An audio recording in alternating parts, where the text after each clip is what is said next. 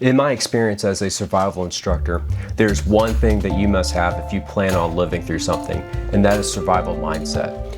Hi, my name is Dalton Harvey. Hoping that one day I'll be able to share more with you, but what I can tell you is I've lived and breathed survival for the last 6 years, and this one ingredient has made all the difference in myself and others. Even if all the conditions are in your favor, without this one thing, you're not going to be able to survive that situation effectively. Even if you have all the right gear, skill sets, and physical fitness, this is going to decide your fate. Now, what is survival mindset? I've broken this down into 3 different things. One being your why, mental fortitude, and task prioritization. First thing is your why. It's what gets you up in the morning, the thing that you are working towards. It could be different for all kinds of people, but your common examples are your family, friends, your spouse, children. It could even be a common goal you're trying to work towards. There are several different examples of people having different whys throughout the past. Heck, even Jack Sparrow has one shot that he did not want to get rid of. Now, maybe not the most noble of examples, but my point being is everyone has something that keeps them going when things are hard. What I want you to do is make sure that you have your why and remind yourself of it early and often. The second thing I have for you is mental fortitude. This is your mind's ability to be resilient to hardships when they come your way. Some people have a better resilience than others, but this is something that you can work on. You need to practice putting yourself in positions where you're uncomfortable but are trying to reach a fulfilling goal. An example is doing push-ups. Let's say that you can do 10 push-ups, but you want to get to 20 push-ups. So when you hit that 10th rep, push yourself to go to the 11th rep or the 15th rep. Be cognizant of what your mind is trying to do and try to remove yourself from comfort. Get practice taking control of that situation, commanding your mind and your body to push through and be comfortable being uncomfortable. Another thing is being a product of your environment.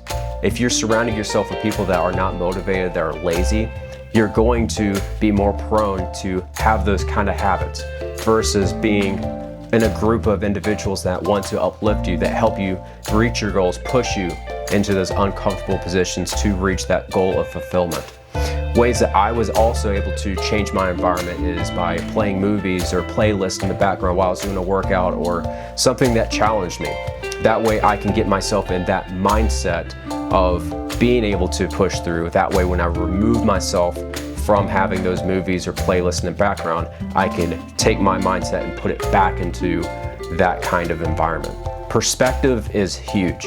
If you sit and wallow in your situation, you think, wow, this is so terrible, it's going to get to you.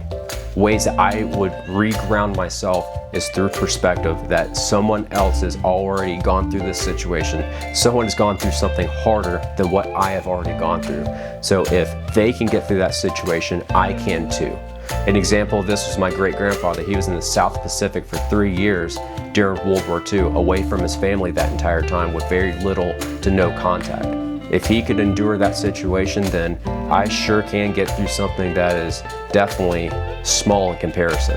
The third thing that I have for you is going to be task prioritization. Now, this could have several different applications, but if we're just sticking to survival, there may be several different things that you must accomplish in order to provide for yourself, provide for your family. By sitting down and taking a quick 10 minutes of writing down all the things that you need to accomplish, prioritizing them, figure out what's going to be most important and what is most time sensitive, can help clear the fog and get your mind focused and be able to get through that situation.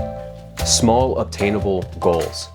There may be several different big things that you're trying to accomplish, such as build a fire or get that water source or build your shelter up that's going to protect your whole family. By doing small things that work towards that one goal is going to help your mind out and ease yourself into that situation over trying to overwhelm yourself with getting all of that one task done at once. Now, there's several different X factors that go into a survival mindset, and these are just 3 different ones that I've listed for you. It's easy to think about these as 3 separate things, but they do work in a cohesive bond in order to build up your survival mindset. They work together. So my challenge for you is to sit down and figure out what your why is. Figure out how you can apply that why and practice survival mindset throughout this week. If you already know what your why is, then please go ahead and comment that below. If there's other things that you can think of that help build your survival mindset that haven't been mentioned, go ahead and share that with us. That way all of us can learn and build up our survival mindset as well. Thanks for watching. Till next time.